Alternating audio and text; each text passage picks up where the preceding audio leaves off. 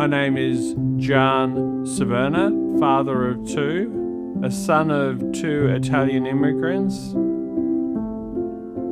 Mum was, and still is, a terrific cook. That was our life growing up, eating terrific Italian food. And then as an adult, I've tried to recapitulate that and bring some other flavours into the boys' worlds.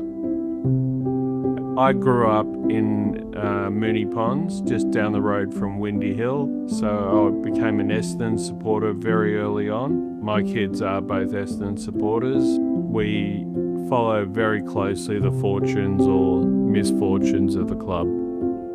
Dad worked 2 jobs, but every weekend he made sure that my brother and I went somewhere, did something, and we did it all together. And I've tried to instill that with my 2 sons.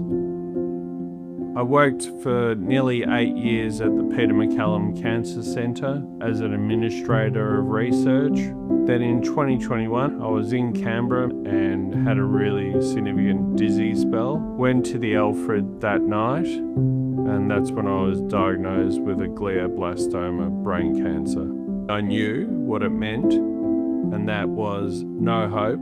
They did a craniotomy on the right-hand side of my head and surgically remove as much as they possibly could. They got 95% of the tumour mass out, but there was 5% that was left in the middle of the brain.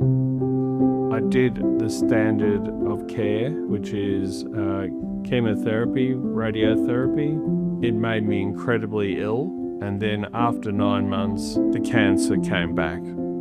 I was given a couple of options, one being go home, make the most of whatever time I had left, or there's a new immunotherapy clinical trial available.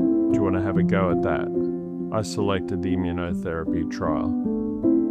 Over that first month, the tumour had regressed by 62% in that month. 6 months ago, I was told I was in remission. 2 weeks ago, I was told I was in complete remission. There's absolutely nothing there. I want to make sure as many people as possible, just like me, have something to hold on to from a hope perspective. When I went home after my neurosurgery, I was told you have a few months to live.